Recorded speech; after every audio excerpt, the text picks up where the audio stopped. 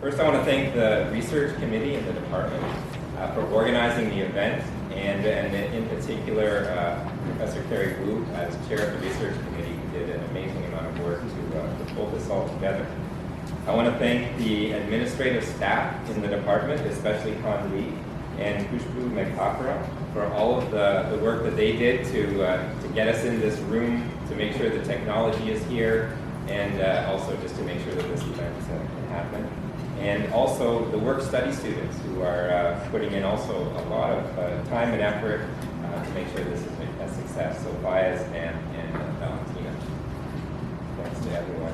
Most importantly, we want to thank Julian Go from the University of Chicago for agreeing to come and to give this lecture.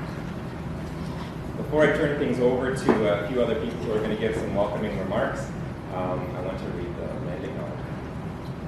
As members of the York University community, we recognize that many Indigenous nations have long-standing relationships with the territories upon which York University campuses are located that precede the establishment of York University.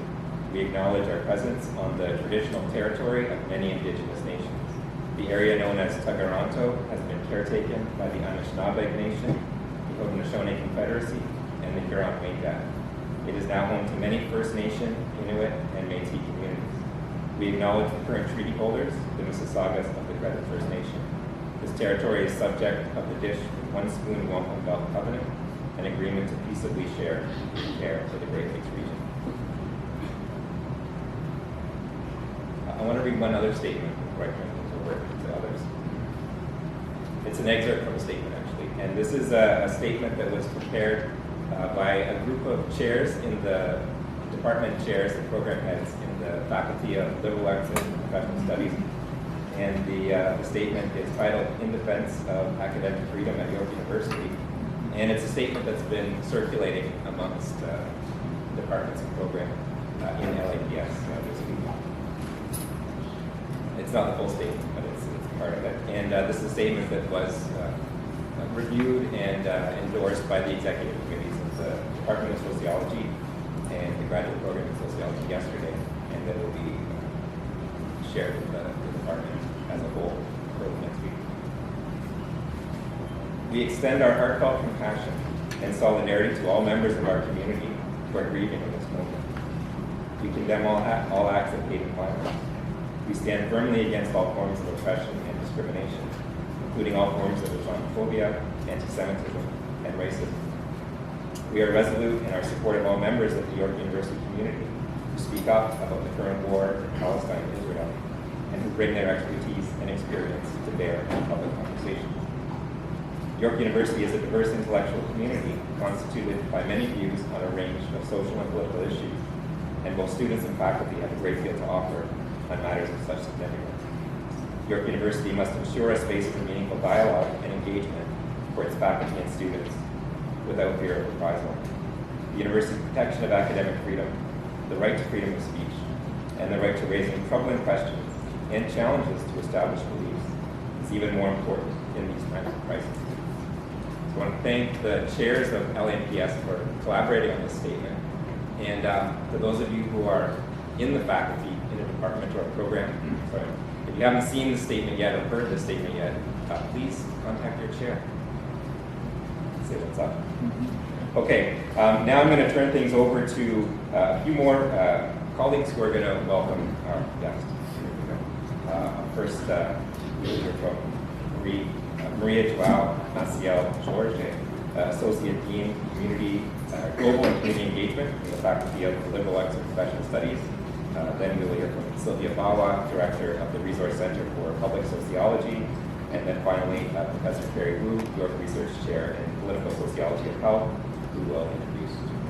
Thanks very much.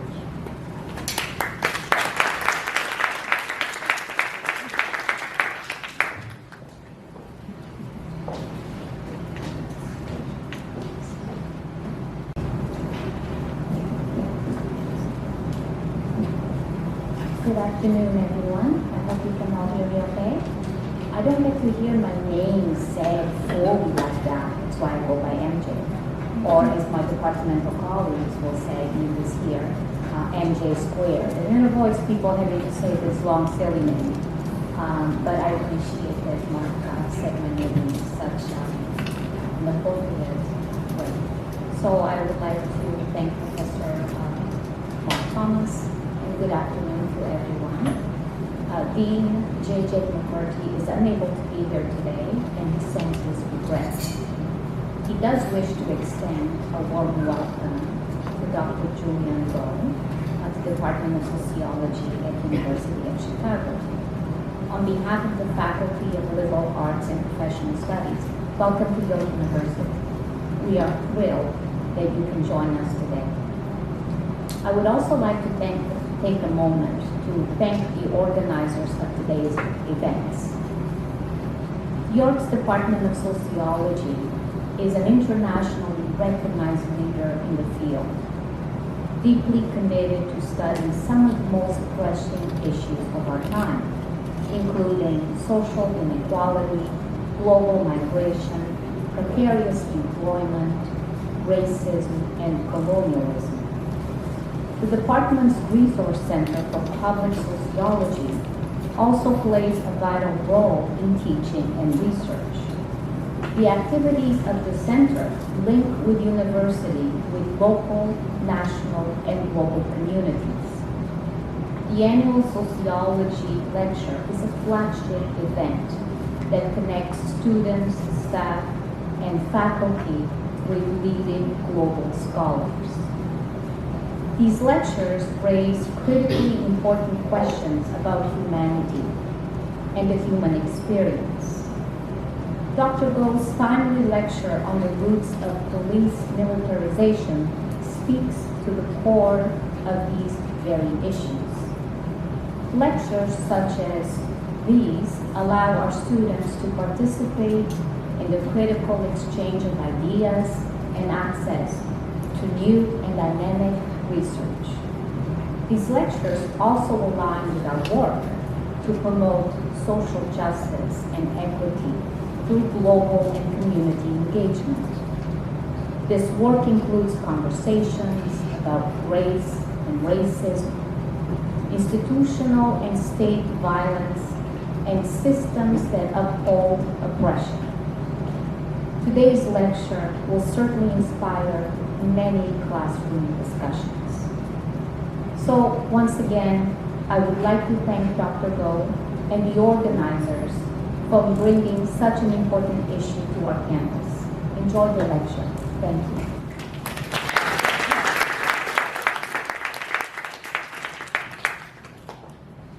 Thank you very much. Good afternoon. Good afternoon. Good afternoon. Thank you very much for returning my greetings. The Resource Center for Public Sociology, as you heard, amplifies the work of our faculty in public intellectual work and public sociological work.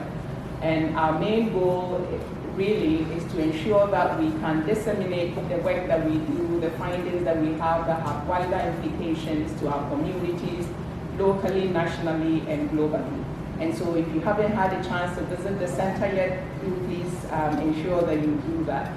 At this time of multiple crises, of grief, and of so much trauma, I'm really grateful that we have a scholar who traveled all the way and in person, not just on Zoom, to come and share with us thoughts that I'm sure will provoke even more conversations about social justice, inequality, and power in our world today.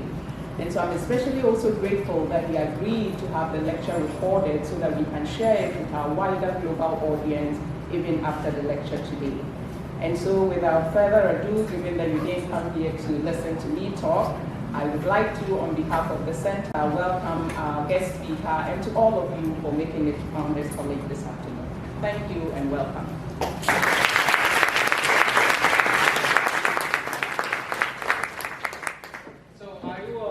Do a very brief introduction. So it's truly a great honor to introduce Julian Go. Dr. Go is Professor of Sociology, Director of Graduate Study in the Department of Sociology at the University of Chicago. He's also a faculty affiliate of the Center for Study of Race, Politics, and Culture, also Committee of International Relationship at the University, International Relations. So I just want to say one interesting thing about Dr. Go. He has published many books, and I'm not going to give you titles, but each book he wrote has received Best Book Prize, either from American Sociological Association, or from American Political Science Association, or from International Study Association. And then today, he's going to share his most recent book, Policing Empires. Welcome, Dr. Go.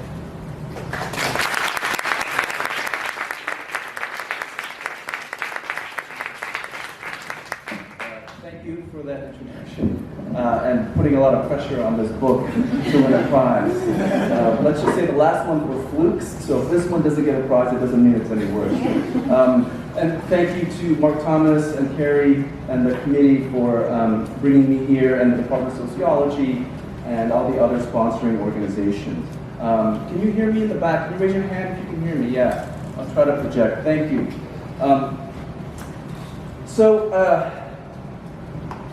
As will be clear as I proceed, my talk is a talk in historical sociology. I am a historical sociologist. But I'd like to start in the present.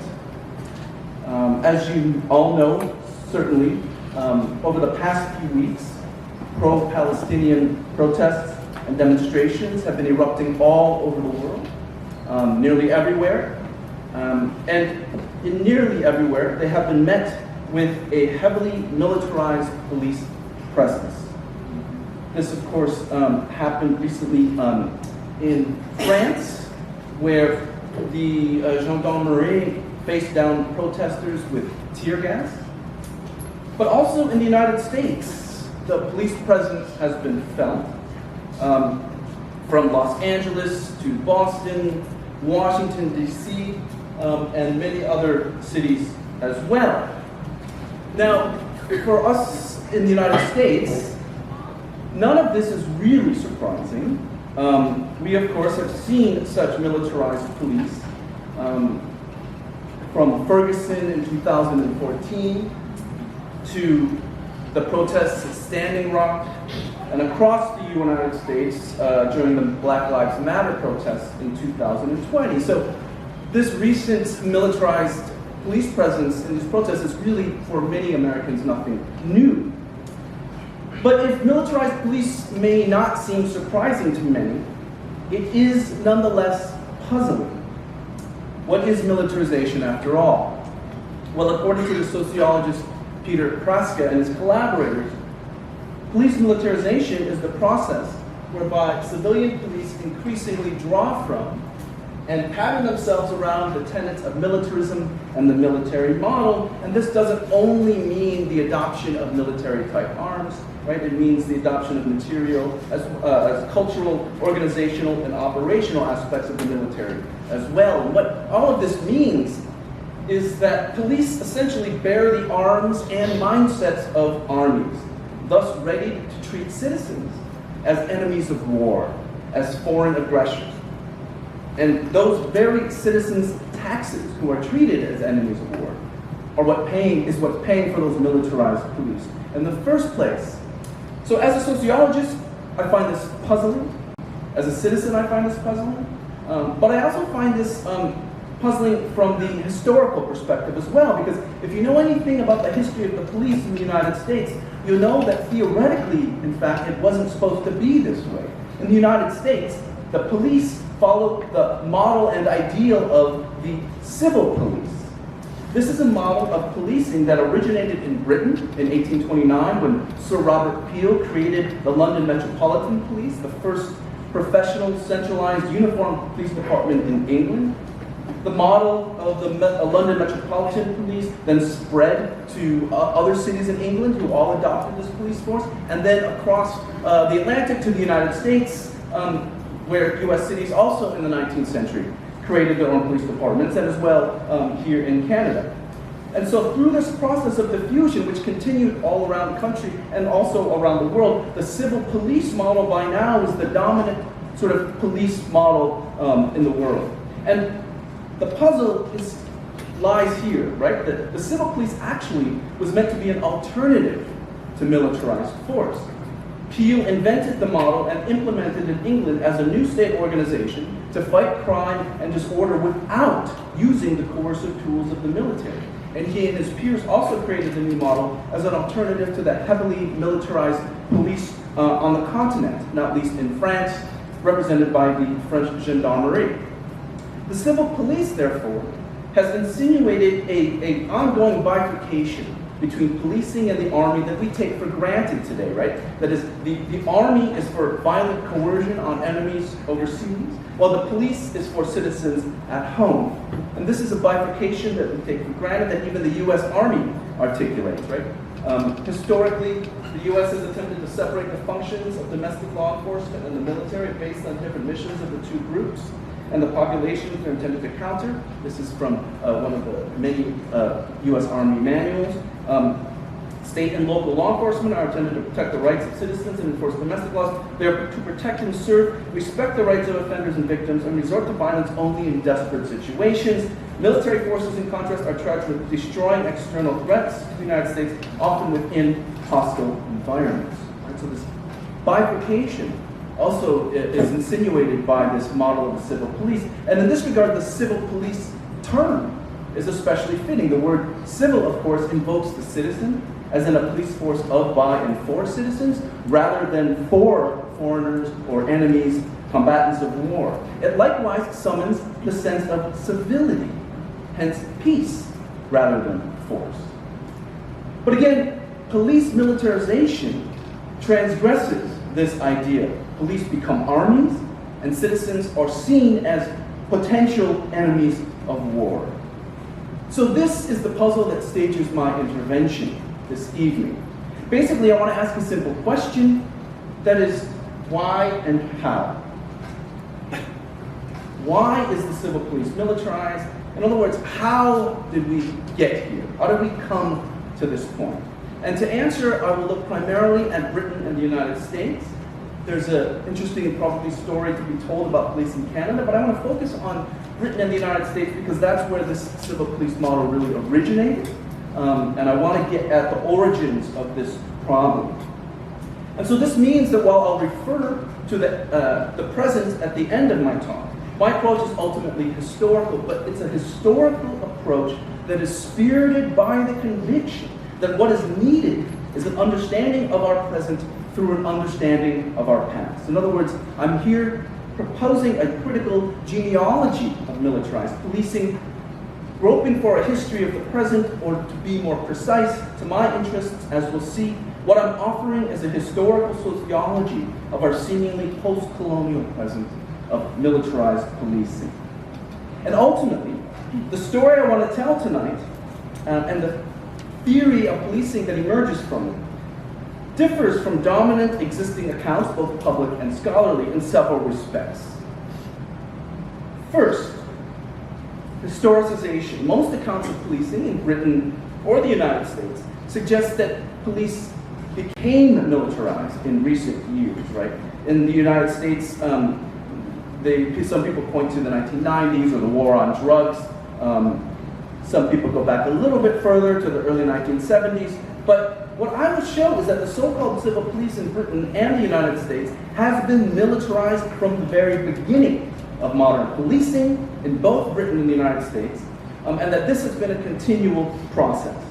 More precisely, from the beginning of modern policing, there have been multiple moments or waves of militarization. These moments, intensified moments when police borrow materials, tactics, or templates from the military.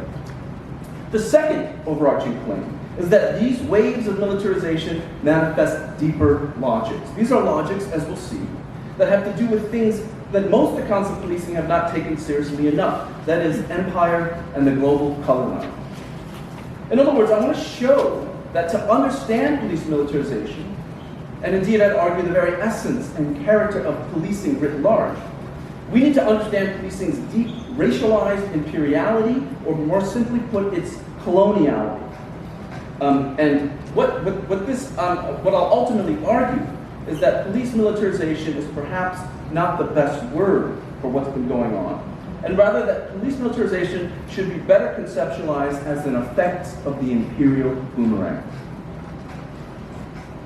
So what I'll do in the rest of my talk is elaborate these points by looking at different waves of militarization historically, and by the end I'll bring us back to the present. I want to start with the London Metropolitan Police, where it all began.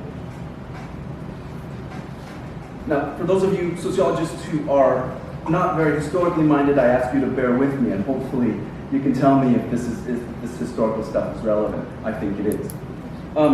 But we have to understand the founding of the London Metropolitan Police to understand my story. And to understand the London Metropolitan Police, we have to recognize how new of an organization this was. Prior to this time, policing as we know it didn't really exist. The word police did not, in fact, refer to a single institution so much as an act or function of government. And it often referred to regulating the economy, not crime, as in Adam Smith's use of the policing concept in his early work. And there were no police departments as we know them today. To deal with crime, London and all of England had only a motley array of watchmen and local parish constables, many of whom were part-time, volunteer, or paid by fees. And to deal with outbreaks of social disorder, whether in the form of demonstrations, riots, or strikes, the English state had to call in the army. The new police of London changed all of that. It brought a centralized, full-time, professionalized, uniformed police that was tasked with tackling crime and regulating public order at once. And again, this is why it's apt to refer to the London and Anglo-American police model as the civil police. It was meant to replace the army and be a force of civilians under civilian control aimed at crime prevention as well as maintaining social order. So this was a very new institution. And this was the police force that other cities then emulated. The earliest imitators in England included Liverpool, Bristol, and Birmingham, and Manchester. And then, as I said, in the United States, various departments directly emulating London's model. Various departments were created. But what about militarization?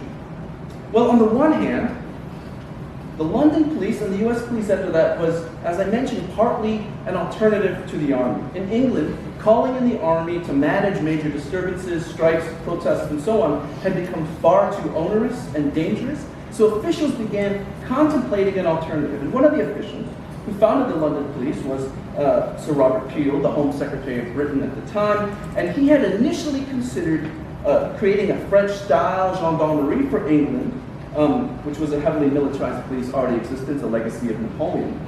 The problem was that Peel knew that this wouldn't work in England. His upper-class friends, the rising English middle classes, and the public more generally were jealous of their liberties, and if there was anything they hated more, it was French-style militarism and the use of the army on sacred home ground.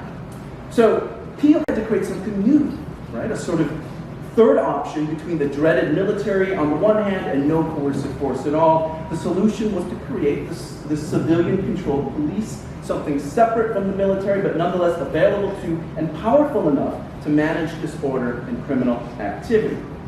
But here is the tension. While the new police was indeed crafted as an alternative to the army, it was nonetheless militarized from the outset. The new police, in fact, borrowed not so much from the military per se, but more precisely from colonial forms of control. Now, it's commonly noted that Peel, who founded the new police in England, had had colonial experience, and he did. He had previously served as Chief Secretary of Ireland, essentially its governor. And what I want to highlight is not only that Peel had served in Ireland, but also that forms of colonial coercion that he had helped devise there, and that served as inspiration, that he devised there along with military forces that had been operating, all of these in fact served as the inspiration for the London Metropolitan Police. And in Ireland, for those of you who don't know, there had been already a number of different coercive forms to regulate the colony.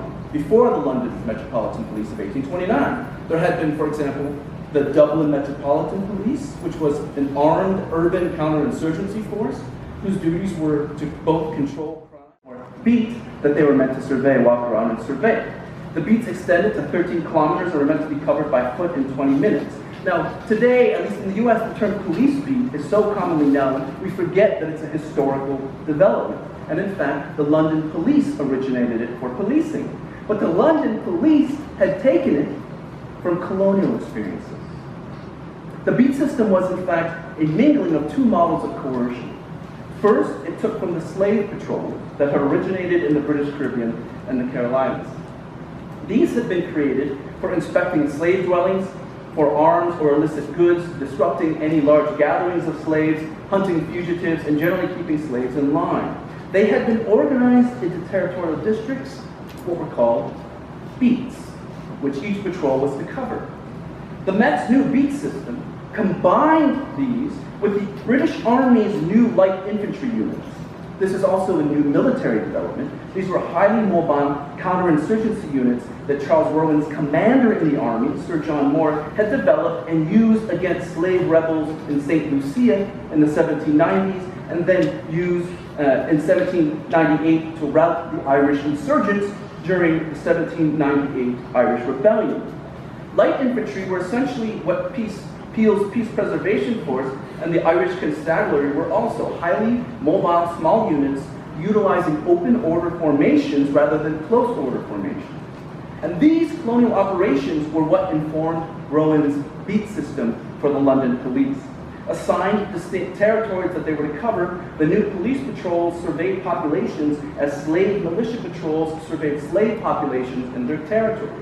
But as the patrols were also meant to be flexible so that they could move across and through swaths of territory swiftly as the situation demanded, and mutually supporting, coming to the aid of other patrols when necessary. The beat patrols also mimicked Moore's light infantry, and with them Peel's Peace Preservation Force and the Irish Constabulary.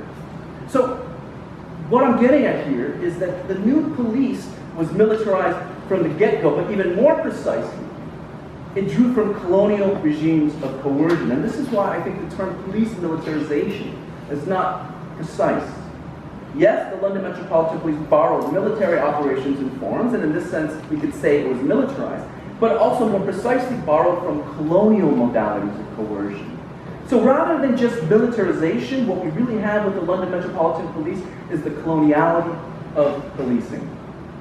While police militarization is just about appropriating military tools and practices generally, the coloniality of policing as a concept highlights the appropriation of the tools, tactics, technologies, and mindsets developed and deployed at the frontiers of empire to violently repress deviance and disorder from racialized peoples who are deemed other and inferior. And so to make better sense of this, to move from this concept of militarization to a different conceptual language, I turn to a different set of tools than those offered by most existing thinking on policing. I specifically enlist anti-colonial thinking. For what the coloniality of policing alerts us to is that militarization is essentially a product of imperial feedback, or as I prefer to call it, the colonial boomerang effect. This is where the tools of empire overseas or in the colonies are brought back home for domestic use. Now, there's an interesting history to this concept. In the 1970s, in his lectures at the Collège de France, titled Society Must Be Defended, Michel Foucault alludes to this boomerang effect in one of those very rare moments where he actually acknowledges that colonialism existed. It should never be forgotten that while colonization with its techniques and its political and juridical weapons obviously transported European models to other continents, it also had a considerable boomerang effect. Now, if any of you have read Hannah Arendt, you would also know that Hannah Arendt spoke of a similar thing in reference to British colonialism and Germany. Overseas colonialism, Arendt says in her book on the origins of totalitarianism, are the seeds for totalitarianism in Europe. Totalitarianism in Europe is just colonialism come home. But, in fact, long before Foucault, and even before Arendt, it was the Martinican anti-colonial thinker Aimé Césaire who named it originally. Césaire used the term to characterize Hitler's violent invasion and rule of neighboring European countries, claiming that what Hitler was doing in Europe was merely the importation of the processes and practices of European colonialism abroad. This is where I think Arad gets the concept. And so it is this process, this return of the boomerang, I'm arguing, that directly shaped modern policing in Britain from its very birth. But there's another aspect to this coloniality of policing that even Cesar's concept of the boomerang effect doesn't quite get at. And that is the logics that summoned the boomerang home in the first place. For we have to ask, what are the historical conditions under which the tools, tactics, and techniques of empire are imported for domestic use? Empire was a long-going process, so was colonialism. So what accounts for why the boomerang returns when it does? And in fact, neither Cesar, nor Foucault, nor Arendt, nor other more recent discussions clarify this. What I want to show, in fact, is that there are social logics behind this importation, and more specifically, these have to do with race. And here, as I talk about race, we can get closer to unlocking the puzzle of why the civil police are militarized. So let me clarify this. If we go back to the historiography, the standard historiography on Peel and the birth of modern policing, what you'll see is that most historians say that, well, Peel was responding to the emergence of a crime wave at the time, right? And rising fears of social unrest, and this coupled with the tendency, or the hesitancy to employ the British Army meant that Peel had to create this force. This is true, but what is often unstated is that this crime wave and this threat to order was actually racialized at the time. In other words, what Peel and other officials were responding to when they created the new police was not so much crime and order in general, but rather the specific perceived threat posed by colonial people who had been migrating to urban metropolitan centers. And in England at the time, this meant the Irish. Of course, the Irish had been coming to England for as long as English rule began, but the early 1800s, just before the birth of the new police, that period saw heightened migration to England, even before the so-called Great Famine. The Union has never before facilitated England's colonization of Irish agriculture, a process which in turn ejected thousands of dispossessed, displaced, and destitute Irish subjects, a veritable colonial reserve army of the unemployed. And at the same time, the cotton manufacturing and shipping industries required more cheap labor, and the Irish eventually filled the gap. In England, the numbers of Irish rose from 40,000 in the late 1700s to 590,000 by 1831. Now, the influx of the Irish fueled all kinds of anxieties among the English, who began complaining about the influx of Irish hordes.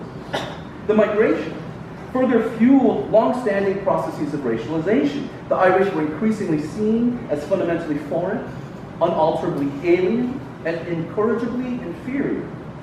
While scientific racism had yet to take full hold, references to Irish biology, blood, and stock increased in the first half of the 19th century, mingling with cultural explanations of supposed Irish inferiority. Stark differentiations between Irish workers and English workers followed, as countless experts and officials and employers claimed that the Irish were physically predisposed to certain types of labor, were less civilized, were more disorderly, and more violent than English workers. And this justified their low pay and their low position in the occupation hierarchy. The Irish were, in short, the racialized subproletariat of England's economy. And what all of this meant is that when Peel and other police reformers beginning in the 1820s spoke about needing a new police to deal with rising crime and disorder, the Irish were, in fact, their implicit and often explicit reference point. They saw the Irish as inherently lawless and criminal, and most officials blamed the Irish for the seeming increase in crime in London and in England broadly. They also connected Irish migration to the increased potential for uprisings in London and around the manufacturing districts of the country. For in the English mind, the Irish were inherently disorderly and violent. The perceived racial threat, in fact, was what had compelled the creation of those Irish colonial forces in the first place. And now in the 1820s, to the English mind, the barbarians were at the gates. In other words, English officials made analogies between colonized subjects in Ireland and Irish migrants coming to England. Simultaneously, they made analogies between the colonial situation of criminality potential uprising and revolt in Ireland and the situation in London. And indeed, as many migrant Irish had in fact joined the growing worker rebellions across the country, they were seen as not only at the gates, but as flooding through them. In 1828, a Quarterly Review article blamed crime on the Irish, while also predicting outright rebellion. The Irish conspirators of 1798, he said, were sending their men to England to incite English workers and were acting as the Guy Fawkesites of Ireland, plotting to, quote, make a glorious bonfire of London. Even black radicals were added to the threat as the press seized upon the fact that William Cuffy, an English worker of African origin, had become a leading figure in the emerging Chartist movement. And the London press complained that the London Chartists were not in fact an English movement, but essentially an Irish movement led by an African. The horror. In short, the formation of the London police in 1829 was not so much a response to crime and disorder in general, not a response to workers in general, but to, in particular, the rising so-called Irish problem. Many experts were talking about this problem at the time. One of them was Dr. James Kay, and his ideas on the Irish in England exemplify this kind of thinking. He said that the existing constable and watch system had been fine when the population of England's towns were mostly English. But with the towns flooded with, quote, importations from Ireland, the constable watch system, which had been devised for the government of one much more advanced in the social scale, he said, that system logically falters. Therefore, expedients, which might be efficient in restraining vice and preventing crime among a purely English population, failed to produce these results in towns in which the Irish exist in great numbers, mixed with the native inhabitants. What was needed, Kay suggested, was an entirely new type of police system. And so it was fitting that to deal with the Irish problem in England, you used the same methods you had used in colonial Ireland. And this, I would argue, is why Peel and Rowan and other police reformers created the new police and why they modeled it after Ireland's colonial forces. While they certainly hoped to manage crime and disorder, undermined was the need to manage the fact of thousands of colonized peoples invading their putatively sacred metropolitan spaces. So colonial analogies brought the Boomerang home to militarize the police. Now, in the book, I talk about other cities. You have Manchester, Bristol, and Liverpool, which also were among the first to create police. Not surprisingly, they had large, significant Irish populations. And then you see similar dynamic in the creation of the new police in the United States. I discussed the founding of the new police in New York City, for example, in 1844, which was the very first city in the U.S. to replace its constable watch system with a civil police. I also discussed the birth of the police in Savannah, which was the first southern city in the U.S. to create a new civil police. The Irish were also part of the story there, because the Irish, of course, had gone to the United States to aid in the new cotton economy. I can discuss those further in the Q&A, but let me leave behind this period for a moment and jump a little bit ahead, because before I close, I want to give at least one example of a later wave of militarization, right? I mentioned that there's always multiple waves. This is the first one, but there are multiple other ones. And I want to tell a story about a wave in the early 20th century in the United States. Partly because this is a story that so many police historians in the United States are fond of, or at least this period. This period is seized upon by police historians because it's called the so-called reform era or modernization era of policing. Right, prior to this period, police departments had already been formed, right, as I mentioned. But around this time, new important developments unfolded.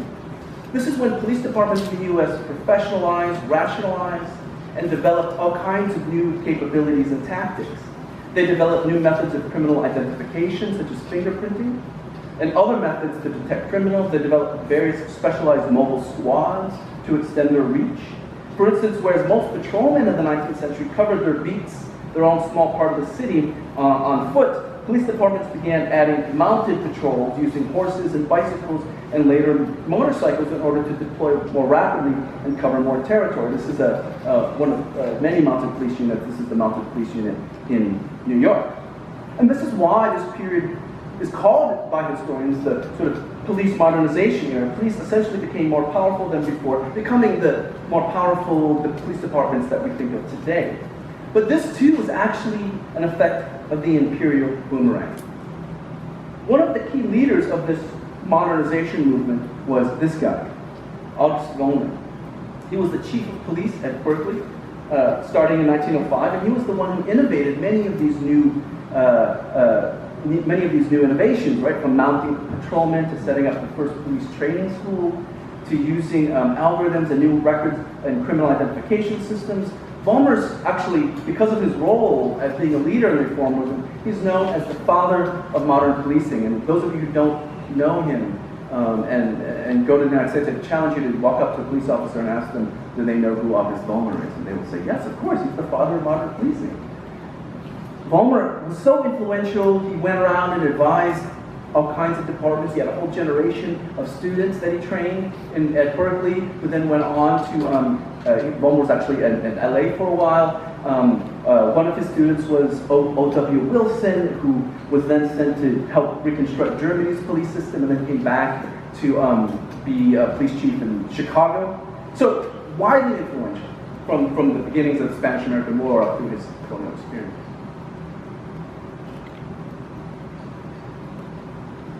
This was also the time when the term war on crime begins to emerge in the United States. In fact, a final note on this period, police forces brought back much more than pin mapping or mounted police units from the colonial scene. For example, by the 1910s and the 1920s, some police across the country were discovered to be using a mode of torture to extract confessions from suspects. This mode of torture was called the water cure. Now, this is an early variant of waterboarding. Right? Police tried to extract confessions from suspects by holding them down and pouring water down their throats. But this too had come from empire. It had been a chosen mode of torture used by the U.S. Army in the Philippines during the Philippine-American War. It was also used by U.S. forces in the 1910s during America's occupation of Haiti, used by American military on Haitian rebels. So here again, the colonial boomerang is at work. And this is a more extreme, gruesome example of it, but it's the same logic. And also the same is the racialized logic. The history of urbanization in the early 20th century, when all of these police reforms and methods were innovated and diffused and spread to all cities, this is a history also of new racialized challenges. You had the beginnings of African American migration from the South to the North, and in the South itself, more and more African Americans were heading from the countryside to the cities. European immigrants in the Midwest and the East Coast had been coming to cities to work in the rising industrial sector. In the West, where Vollmer was, the Asian Exclusion Acts had slowed the influx of Chinese and Japanese, but illegal immigration continued and many Asians migrated internally, moving from the countryside to cities. And to many white officials, these new immigrants and migrants were not the most welcoming sight. They claimed that it brought a rise in crime, a decay in public morality, brought the specter of lawlessness and disorder, such as with this image of the Chinese. Crime and disorder was thus racialized again. In the eyes of authorities, a more powerful police was the way to deal with it. And more specifically, using tactics from the colonies was the best way to deal with it. After all, those colonies were also filled with peoples racialized as inferior, as morally suspect, as having inherent tendencies towards vice and disorder, at least in the view of white officials. And so for these white officials, it was perfectly appropriate and logical to import colonial methods for the purposes of domestic policing. Racialized analogies, again, brought the boomerang home, and in fact, it was by this very logic that August Vollmer at Berkeley had been chosen as police chief in the first place. Prior to Vollmer's appointment to the Berkeley Police, Berkeley and the neighboring Oakland community had been fretting about the increase of Chinese migrants from elsewhere in California. They had been especially appalled at the Chinese gangsters, as they call them, and their opium dens that had been purportedly corrupting white morality, and worse yet, corrupting young white women. They therefore urged Vollmer to become police chief exactly because of his experience in the Philippines, where he had already dealt with the so-called Oriental race. According to a newspaper account at the time, Vollmer's friend said to him about the job, "It will be a fighting job for whoever takes it. That's what we want. You, Gus," August Vollmer, "you were a pretty good fighting man when you went up against those goo-goos over in the islands." Goo-goos, of course, was the term used at the time to refer to Asians, Orientals, and Filipinos. So, again, the Boomerang came home because of racialized logics and a perceived racialized threat. So, let me head to a conclusion with just a couple of additional points. Please bear with me. First, I've only spoken about these early waves, 2 waves, or moments of the Imperial Boomerang. There have been many more. For instance, in the United States, another wave happened in the late 1950s when urbanization also took a new path and white flight happened and cities became more and more dark, so to speak. By this time, overseas, colonial police and military forces had developed these mobile units that had been emerging earlier in various colonies. In the British Empire and the US Empire, for instance, colonial police forces created what became called tactical units. These were exactly the sort of small, heavily armed mobile units that had been developed in the Philippines and that Vollmer developed for US policing. And beginning in the late 1950s, they spread all around the country. In 1958, the New York Police Department created its tactical patrol force. And as I discuss in my book, this was created in response to a perceived racialized crime wave of so-called gangs consisting of Puerto Rican and black youth. Then later, in the 1960s, a more famous tactical unit was formed, SWAT. These are, of course, heavily mobile militarized units. They emerged initially in the Los Angeles Police Department during the late 1960s, not accidentally. SWAT was created by a man named John Nelson, a military veteran who had served in an elite recon unit called Force Recon during the Second World War. And he and other founders of SWAT created SWAT in response to the ghetto riots of Watts, Detroit, and Newark. One of the other founders along with him was Gates, who in fact referred to those riots by African Americans as guerrilla warfare, thereby making powerful analogies between the riots on the streets of America on the one hand and the anti-colonial rebellions in Vietnam and British Africa and elsewhere around the world. And so in response, Nelson, Gates, and their colleagues turned to the military for ideas about how to manage these new racialized threats, and they turned specifically to the Army's Special Elite Counterinsurgency Units that had also been being deployed in Vietnam, the Force Recon units that Nelson had served in. As a result, they created the very first SWAT unit in the country, which, as you all know, was then emulated and quickly spread all around the United States. It also went to London in the 1970s in the form of a police unit called the Special Patrol Group, which targeted the London Black Panthers. And of course, since then, the Boomerang has continued in wave after wave. In many recent cities in recent years, for instance, veterans of the Iraq and Afghanistan wars have advised law enforcement or even served as officers themselves. And what some of them have been doing is using counterinsurgency techniques from the Middle East to deploy them in order to police gangs in minority neighborhoods. They've been working with the police to develop technologies, tactics, procedures that the military were using, including new computer algorithms, surveillance software, social network theory, resulting in the construction of the so-called gang databases or gang metrics used by police in the United States, much of which have been provided by companies like Palantir, which makes the software platforms for these counterinsurgency policing projects and also for the military. And again here, we find the same logic of racialization and importation at work as the veterans turned police justify the use of these techniques on the grounds that gangs are like insurgents, and insurgents are like gangs, right? Really bad sociology of gangs going on here, but they're making these comparisons. There are also connections that bring us to the more present with the Israeli state in Palestine. Since the early 2000s, after 9/11, police officers and police chiefs from various towns, everywhere from San Bernardino, California, to Orlando, Florida, to Haverhill, Massachusetts, they have traveled to Israel to observe and learn about so-called counterterrorism from the Israeli military and Israeli National Police. Offers have gone, for instance, to the West Bank, East Jerusalem, the border with Syria, and Israel's Municipal Police Academy to learn about various surveillance techniques and tactics, such as roadblocks, among many other things. This has come back to haunt police departments. Recently, for example, in January, police in the city of Memphis brutally killed 29-year-old Tyree Nichols. It was soon revealed that some of the Memphis police involved had previously trained with the Israel National Police. Now, I wouldn't necessarily claim a causal relationship, but it does attest to this circulation of racialized police power around the world. So finally, I'll conclude.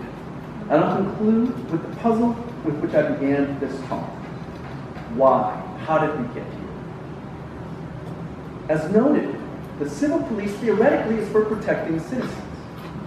Therefore, policing should be peaceful, indeed civil. The military colonial police, meanwhile, are aimed at repressing ostensibly inferior subjects and enemies, thereby warranted to employ uncivil tools, right? Violent militaristic methods.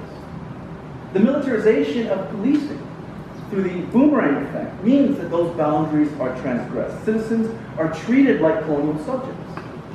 But why? How is it that the so-called civil police have come to treat citizens as if they are enemies and colonial subjects abroad, using the same methods and means that they use on the latter?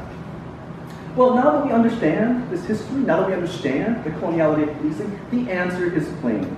The civil police adopt militaristic, colonial modes of coercion on citizens and treat those citizens like subjects because police see citizens as colonial subjects.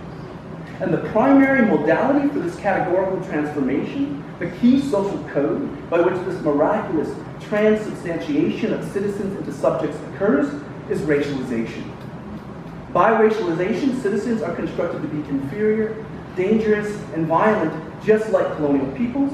They are seen as subhuman specters, the dark criminal, the dark colonial subject, who encapsulate the white public's feverish fears of fear and horror. Racialization thus transfigures citizens into, as Mbembe puts it in a different context, a menacing object from which one must be protected or escaped, or which must simply be destroyed if it cannot be subdued. And this, in turn, not only warrants, but demands, right? It demands the importation of militarized tools, tactics, and technologies that had been originally deployed on colonized peoples abroad in the first place. There is finally a last point I want to make here. And here's I want to think a little bit more broadly, and I'm hoping that this story of militarized policing mounts a larger claim about our modern present. The claim is by now perhaps banal to some, but I would argue it is nonetheless worth reiterating. And that is our modern present, our present day, is not separate from the history of colonialism. The operations and logics of power to which we are subjected are not distant from those that empire wrought. Empire has been constitutive of modernity, both in its peripheral and metropolitan forms, both there and here. And if we are to apprehend our present, we must recognize with the constitutive character of imperialism upon it, reckoning in this case, in particular, with the fact that modern forms of social control and violence in the metropole that we call police are born from colonial conquest and its racialized logic. A parallel in power that these quotes, I think, index quite well. Anon is, of course, talking about French colonialism in Vietnam and resistance to it. Or to put it differently, colonialism and empire, their modes of power, their mechanisms of control, and the regimes of justification and legitimation have been foundational for our metropolitan modernity, constitutive of the police power in the streets of New York, Chicago, or Ferguson, constitutive of our colonial modern present. And one of the mechanisms by which this has happened, one of the means by which colonialism has impacted our modern colonial present, is exactly through the magic of racialization and the imperial boomerang that it summons. And this is why, to finally conclude, I promise, I venture to say that the civil police is not like colonialism. We hear this a lot, like policing is like colonialism. But how about we recognize that policing is a form of colonialism itself? Policing, born out of colonial suppression, birthed from empire, has been at its core an intrinsically military, imperial, and racial project. And any attempt to reform policing today would need to recognize this core feature of this otherwise seemingly neutral and seemingly reformable institution. Thank you very much.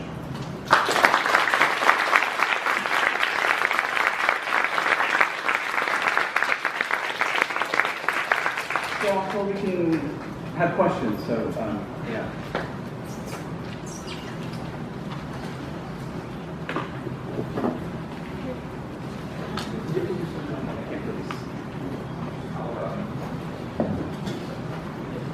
Sure. Okay. So let's take a few questions, and we'll take maybe 3 or so, and then Professor Goa has a chance to respond. And I think I saw Kira's hand coming up to ask a question. And Leslie? Okay, sorry. And then the third. I'm sorry, I pointed the second phone there. Jody. All right. Kira, did I see your hand come up? Yeah, you did, but you want me to be the first non-senior. Let's hear from Leslie, and we'll make sure your question comes up. Kira, you go first. No, it's okay. How about this? Leslie, Jody, and then Kira. Yeah, I'm And I guess we don't have a portable microphone to take, so we will have to ask if you could just, I don't know, stand and elevate your voice. Or you're welcome to come up here and ask. Yeah, I think that's good. No, I can do that. Amazing talk. Thank you so much. And a great topic. One that is also close to my heart. I am interested in kind of getting into the weeds a tiny bit around the mechanisms. So I think this is it really draws the links between a lot of different literatures that have needed to come together for a long time. What triggers the little waves? And what's its relationship to the boomerang? So, and if the waves of militarization are occurring through time, is there a de-escalation at any point? Is there a demilitarization that happens at any point? And what are the forces that are pushing back on that through that trajectory? Does that make sense? Okay. Jody. Thank you so much for the talk. It was really enlightening, fascinating. The colonial subject as inherently disposable to the police, and because the colonial subject itself is, this person is objectified, right? And thus can be disposed of and is owned by the colonial master, and therefore is able to be disposed of in any way that seems fit. I'm also thinking about during the Second World War when the Japanese came to the Philippines, and rather than give up Manila, the Americans bombed Manila because in their mind it was their colony, it was theirs to do with as they pleased. And so this entanglement of capitalism, and I'm wondering what you think about it and how it kind of features in your model, and if that's relevant at all. But thank you. Kira, please. Can I use the mic? Yeah, I've been absolutely. sorry. See how far we can get with the cord, and then we can meet us partway.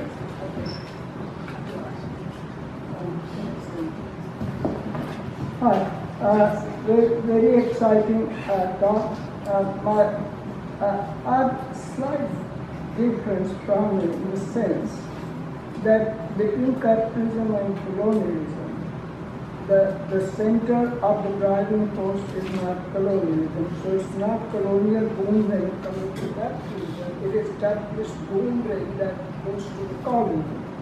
Colony, as you know, was a historical necessity colonization. Capitalism and colonialism were Siamese twins, and they are Siamese twins. You separate them, they are joined by the head and the hip. You separate them, they don't die. But again, the center and the driving force is capitalism. Now, what is usually forgotten that the first war that capitalism waged was not against the colonies and the colonial subjects. It is against the working class in the capitalist heartland itself, and that's what Marx and Engels called in the communist manifesto, that bourgeoisie is always at war. It is at war with the working class in the homeland, and then perpetual war onwards from there. So that's like kind of, difference between our perspective. And another thing why it's very important, because in all the radical theories, non-Marxist radical theories of capitalism and colonialism, the emphasis is on colonialism, forgetting that the main source of what happens to colony is capitalism.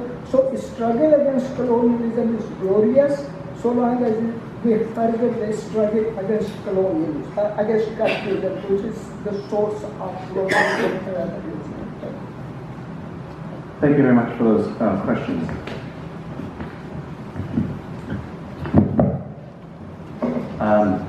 I have a friend, a colleague of mine, Neil Brenner, in University of Chicago Sociology, who just yesterday, when I told him I was coming here, he said, "Watch out for those questions." It's a sharp crowd. So, he proved me right. You proved him right. So a couple things. So the mechanism, so the story is really, I mean, if I could tell it the most simple way possible. The story is that there is a perceived racialized threat at home, whether from immigration or some exaggerated crisis or exaggerated moral panic, right, about crime at home that's racialized. And then the police, to deal with that, try to find new tools and techniques to deal with that, and they get them from the colonists, right? So every wave of militarization that I discuss is shaped by the conditions for it. And the conditions for the boomerang is this perceived crime wave or wave of disorder that's always racialized, what I'm finding, right? So this is the story, right? The police just aren't constantly, at least in the US and Britain, I see moments where there's this intense like looking for new tools and implementing them, and departments doing that, and I'm arguing, and what my research shows me is that this is conditioned by perceived racialized threat, crime or disorder.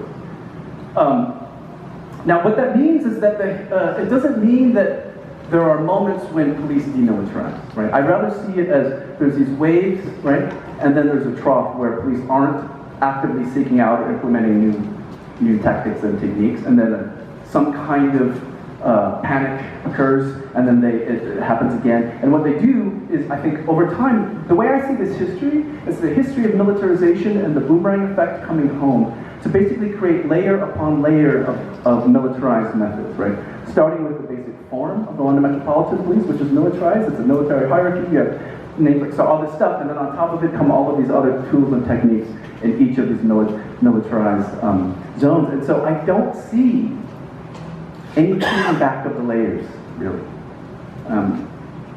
There are, I think, recently some resistance. You know, in the United States in the late 1960s, there's some resistance. There's some stories about some police trying to not demilitarize, but yeah, in a sense, try to demilitarize. But they always come up against these other forces. The public, who want, of course, a stronger police. They never want a weaker police. Business interests who don't want crime, so and so on and so on. So all of these other powerful interests prevent this from demilitarization from happening. And so what I do see is just a constant escalation. And so that's why analytically, I think the historic approach for me is really important, because you can peel back the layers analytically and see what's going on. So that's my largest goal. I will say, you know, some recent examples of militarization which give me hope is the city of Durham, North Carolina. The city a few years ago passed the resolution preventing their police from being trained in Israel. Just one example, and that's also just, right, that doesn't do anything about the actual, the deeper militarization. There's movements also in US Congress to prevent what's called the LISO program, where the US government gives military surplus equipment to police departments, and actually there are those on the right who support this, Republicans who support this, because, right, they're libertarians, and, right? But again, that's only getting at some weaponry. It's not getting at the training, it's not getting at the mindset. And what my analysis is really about is also about how, ingrained in the policing institution is a mindset, a racialized colonial mindset is what I'm arguing. So that the way in which police see the city of Chicago, the south side of Chicago, is the way in which settlers or colonial police see, being in the center of some foreign colony where at any moment an insurgent's going to kill them. I think that's the same mentality. Now, these wonderful questions about capitalism.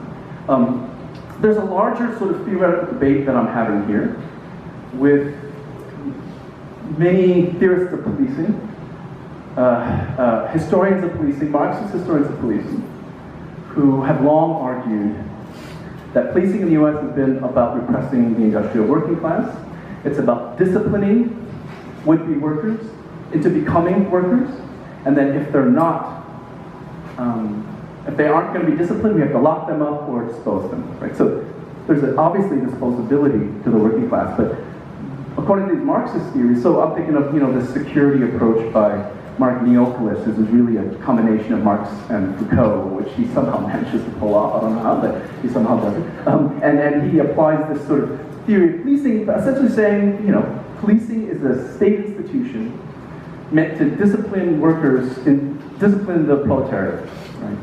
And if they are unemployed and they're idle, then they become possible criminals until they get policed and locked up and so on.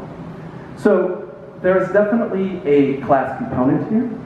And of course, I'm not going to disagree that capitalism drives colonialism. But colonialism and capitalism, well, let's see. Capitalism needs colonialism in the sense that it needs a state. It needs violence. It needs force. And so that would be my supplement to the story of capitalism spreading and that's really driving everything. Of course it is, but that in itself is completely insufficient for understanding the state organization of violence. And police has to be seen as a key branch of the state's organization of violence. Now, do the police actually discipline the working class, the industrial working class, as these theories say? Of course they do, because these brown, black, yellow people are the working class. My difference with Neopolis and these other approaches, these very strictly Marxist approaches, which are limited, but I think that they need to be expanded. My difference is that they don't see race. They have to conflate racialization with class.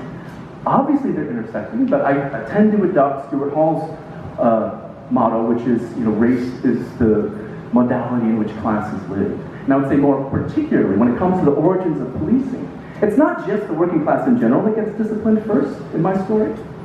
The real threat is the racialized subproletariat, not the industrial white working class, which is actually the subject of most these Marxist historians of policing. What the British state, what police and US, what they're responding to first is a particular segment of the working class, those at the bottom of the working class hierarchy, right? So the Irish workers, who were getting paid less and who were racialized compared to the English workers, right? There's a division within the working class. I tend to think of it as subproletariat is the concept I would use and I use in the book. A distinct segment of the working class which is seen as more deserving of violence because of their racialized status. And this, by the way, this racialized subproletariat is exactly part of my point again, which is where I think the other Marxist theories, at least the kind that Neopolis and others articulate. What they also miss is this global perspective, right? This subproletariat is a global subproletariat. It's the wretched of the earth, as Fanon said, right? And everywhere they need to be disciplined. Everywhere they need to be coerced into entering the system that we're trying to impose upon them. A capitalist system, of course, but a state system, all kinds of systems that we try to impose upon them. And if they don't abide, we use force on them and make them disposable, right? Or dispose of them. And police has become, one of the arguments here, police has become the primary mechanism of this.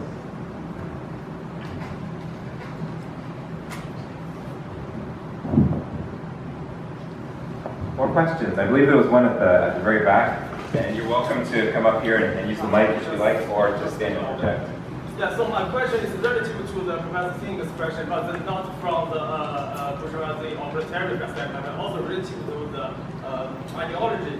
So, but I appreciate your speech in the first place. So, in your book, you will discuss how the British official ruled the IRA, Irish Republican Army, and which espoused the anti-imperialist revolution socialist ideology, and connected those two with the left-wing activists like the miners' strike, right?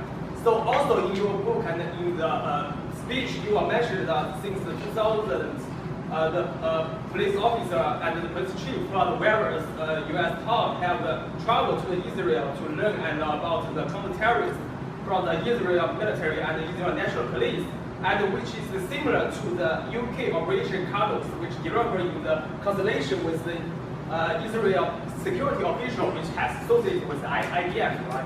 And also we noticed that the difference in the difference in how the Capitol Police handling the right-wing protest on the January 6, 2021, as compared to the strict semi-military measure like the kettling and karate used against the left wing and also the liberal protest during the 2020 Black Lives Matter protest. And according to the 2016 presidential poll by the U.S. Police magazine, 84 police officers in the United States favored Trump. And also in 2020, the largest police union in the United States endorsed Trump publicly. So my question is like, do you believe that this kind of what you call Imperial military police complex in the US and UK over the at least the past 20 years is essentially due to not only the racialized but also ideology difference, which is more technically can be seen the right wing aggressively or oppressively to behavior towards the liberal and the left wing? Thank you. Yeah, just very quick. Sure. Actually, there's more. Let's go. Okay. Others? Yes, Rowan. Okay. So we'll take two more. So Rowan and then a third question. Hi, thank you so much. It's great to have you here. My question is simple, and you have to forgive me. I haven't read your book yet, so perhaps you answer it in this. I'm wondering if you can speak a little bit to the implications of saying policing is colonialism on contemporary movements against police and how that might reshape that, or just any thoughts about that? I'd be curious. Thank you very much. I also look forward to read the book. This is, I guess, like a complementary question connected to the capitalist question with regards to discussion on racial capitalism. I'm very interested and sympathetic to the argument. I wanted to hear your thoughts on if you also believe that there are colonial origins to the other complement that scholars that work on racial capitalism, but not from a global perspective, ascribe to the prison industrial complex. Do you feel that those developments in those techniques concerning the prison are more related to colonial origins around managing the racial threat? I'm thinking about a complement to a conversation with, for example, the work like Ruth Wilson Gilmore, for example. So how do you feel about that? Because I like how you connect this on a global scale as opposed to just concentrate on the United States. Thank you. Thank you for the questions. I'll take the last question first, if I understand it. There is research that needs to be done on it's sort of a historical sociology of prisons and jails that connects it with colonialism. And I haven't done that research. I would encourage students to take that up. There is some work on, say, in the United States colonial sphere of the Philippines on the prisons that emerged there. And talk of the Philippines as like colonies as prisons, right? So there's a lot of metaphorical similarities. I think they need to be fleshed out. In terms of sort of, racial capitalism and yes, 100%. I think that my argument is supplementary to that. That policing is the engine, is the coercive form of racial capitalism. The fact that the police unions are all for Trump scares the living daylights out of me. Because militarized police, they become an army. So if Trump could actually take control of the police, which he has, and if there was some way in which he could control it, he has an army. And any right-wing fascist has an army already, and it's there, ready-made, and it has been created behind our backs all these years. And it's just there for the taking. There's some complexity. I mean, I'm being this is hyperbole a little bit, right? Sociologists, of course, we would like to be hyperbole. But it's because it's the federal system in the U.S. all these complications. But yeah, but I think that supports my point, right? Trump appealing to a white working class base who then see Black Lives Matter as the enemy, right? This is the same narrative. And yes, that ideologically aligns with other things. Ideology is everywhere, but ideology in the United States, at least, has never been non-racialized, right? The communists aligning with Martin Luther King, with the Black Panthers, right? It's all one package. Communism was never seen in a racialized way. And go back to this discussion of the London Metropolitan Police in response to the charters, right? The fear was not from the white working class that were behind the charters, but that the white working class were being duped by an African and by the Irish. Right? That's the same language of the protests in the 60s. I mean, if you read the police reports and official responses to the outbursts in Watts, it's like these Negroes, that's the term they use, are being led by communists. And the communists are supporting them. Right? So ideology matters, but ideology is also racialized through and through. Policing is colonialism. Okay. What are the current implications? So I have to say, when I began this project in the wake of 2014 Ferguson. I had already been doing work on my previous books on empire and colonialism, so I had already been thinking about this, and the militarized police presence on the streets of Ferguson really just brought it home, and I started digging into it. And at the time, I knew nothing about policing. I didn't know the police literature. I was obviously, we got to demilitarize the police. We got to reform the police. Let's do some anti-bias training. Let's, all this stuff.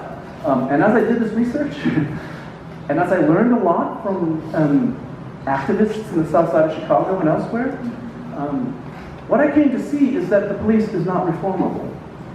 I became an abolitionist, essentially. And this historical story supports that, right? To say policing is colonialism, not that it's like colonialism, is to say that you can't demilitarize it without abolishing it. You can't decolonize it without abolishing it. So I do think that there are implications for the present, and one of them is that you have to confront the deep constitutive nature of racialized colonialism on the very institution of policing. That's not going to disappear by taking away some of their guns. It's not going to disappear through 5 sessions of anti-bias training and racial sensitivity training. It's not going to disappear. So yes, cards down. I've become an abolitionist. So I did see some more hands.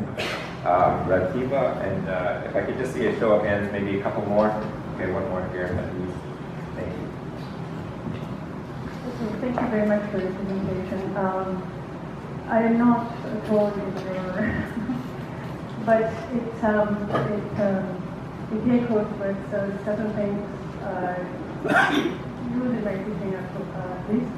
And I was wondering if your definition of policing comes only from the 19th century, because if we think about the question of the formation of the state, or let's say how, for example, the socialist states have the centralization of the state in France, which has kind of more or less, I would say, the same effect that you described here, without necessarily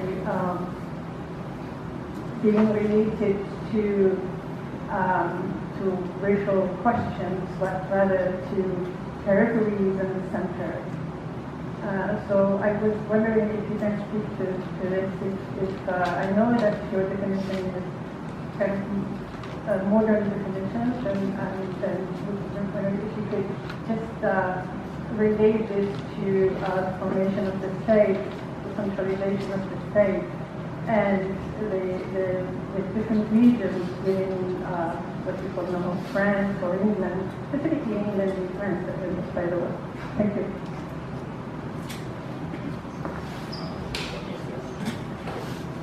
So, this is Alvin. Thanks for this very enlightening presentation. So I'm not in this field, but I'm very interested in global comparative historical sociology. So my question is actually theorizing. So since during your talk, I've been thinking about, like you mentioned, this kind of policing originated from the colonial practices. So I wonder about other European powers, like their policing. For example, France, Spain, and Germany, whether they get their cue from this like British or American practices, or they get it directly from their colony. And furthermore, since we're in Canada, right, I wonder, like, so how did this kind of policing idea diffuse to British colony? So, for example, in Canada, the police is less militarized. So I wonder what the intervening variable might be to make the police less militarized. So I'm just wondering, this kind of comparative cases, whether it's like variations in outcome. Yeah, that's all. Thanks. Thank you for those very generative questions. Let me try this question first. I'm not an expert on Canadian policing, and I invite all of you to teach me a little bit. But my sense is that yes, the Canadian police might be less militarized, but only in a restricted sense of militarized in the sense of arms. Maybe even not. I don't know. But the Royal Mounted Police is directly modeled after the Royal Irish Constabulary. So my first approach would be to think about Canada as having a post-colonial police situation, much in the same way that Ireland does, much in the same way that the Philippines does. This is a police system created by the British. So it's already a colonial police, and it has that history. Now, there are, of course, variations in levels of militarization and all this stuff, and I think that those are empirical questions. But part of I guess my hypothesis would be that if you look at, say, policing not in the West and the territories, but in the urban centers, could it be that policing is less militarized in the urban centers than, say, Chicago or other cities because there's a different history of racialized minorities in these spaces? I would hypothesize that maybe that's the case. I mean, does Canada have where's Toronto's Watts riots, right? Where's this long history of slaves living, coming to major cities and so on and so on. So I think that there are differences in these histories, for sure, and I wouldn't want to homogenize them all. And I think my approach would be to offer hypotheses for why some of these differences might be approachable. In terms of Europe, so two things. One, I think that, so I'm primarily talking about the civil police.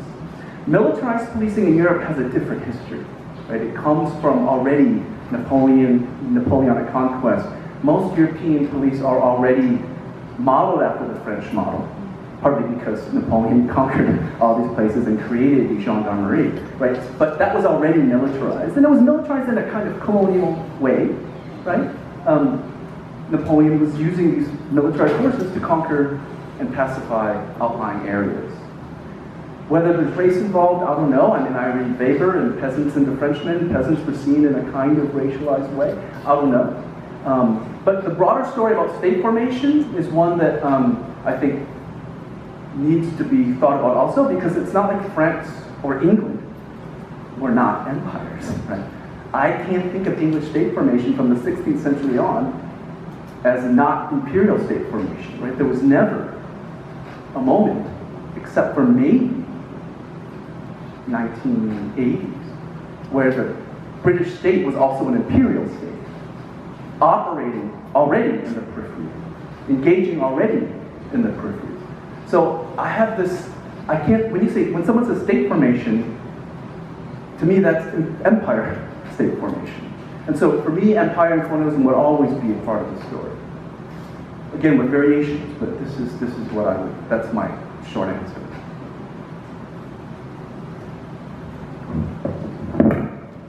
Thanks, everyone. I'm noting our time now. We are somewhat past 6 p.m. It's been quite an opportunity to hear Professor Go speak and to have this exchange, but I think we'll bring things to a conclusion now. So if you join me in thanking Professor Julian Go for this wonderful.